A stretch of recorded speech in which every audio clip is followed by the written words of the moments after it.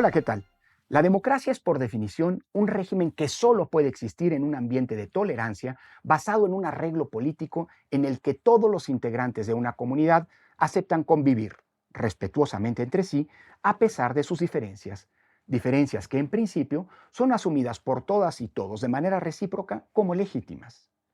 De hecho, la democracia es la única forma de gobierno en la que todas las posturas políticas, ideológicas y religiosas pueden coexistir en paz sin el riesgo de que alguna de ellas sea perseguida por las otras o, peor aún, por el poder. En ello reside su esencia y valor, lo que además constituye su principal elemento de distinción frente a los regímenes autoritarios, en los que, por el contrario, el señalamiento y negación del otro, su eventual descalificación, denigración y hasta su persecución son su característica distintiva. En los regímenes autocráticos existe la necesidad de identificar a un enemigo al cual contraponerse, combatir y eventualmente eliminar. Esa constituye la lógica vital de todos los regímenes autocráticos. Para quienes conciben a la política como confrontación de una manera autoritaria entre quienes son sus propios amigos y a quienes consideran como sus enemigos,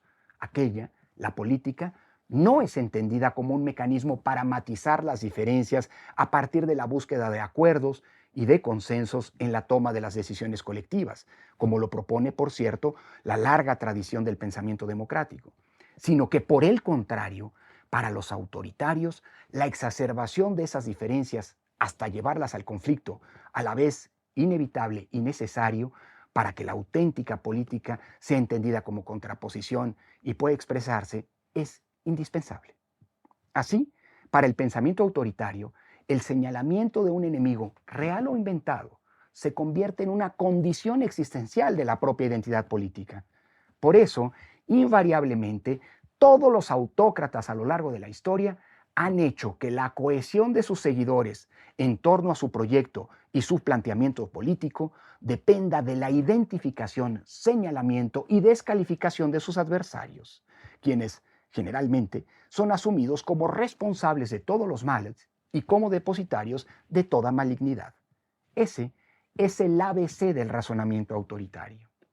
Por eso, al contrario, en las democracias los tonos del discurso público importan y mucho. La recreación de la convivencia pacífica en una sociedad plural y diversa, como son todas las modernas, solo puede ocurrir a partir de una discusión recíprocamente respetuosa y tolerante sobre los asuntos públicos. En cambio, la ofensa y la descalificación solo alimentan la intolerancia y la confrontación. Es precisamente por esa razón que en el discurso en el que se explicó la lógica de la reforma política de 1977, reforma, por cierto, que detonó el largo y gradual, pero a la postre profundo proceso de transición a la democracia en México, que don Jesús Reyes Heroles señaló, cito, cuando no se tolera, se incita a no ser tolerado y se abona el campo de la fratricida intolerancia absoluta de todos contra todos. La intolerancia, decía don Jesús Reyes Heroles, sería el camino seguro para volver al México bronco y violento. Por eso, resultan muy preocupantes los tonos de polarización y de agresividad verbal que en los tiempos actuales ha alcanzado la discusión pública en nuestro país. Tanto desde el gobierno como desde algunos sectores de la oposición, se alimenta cotidianamente una serie de narrativas que nada ayudan a la convivencia democrática y que recuerdan peligrosamente a las que precedieron hace un siglo a los peores experimentos totalitarios de la historia contemporánea.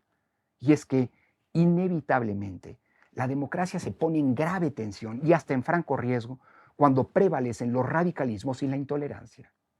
Por eso, en un contexto lamentablemente caracterizado por las reiteradas y abusivas agresiones y descalificaciones lanzadas desde los circuitos del poder,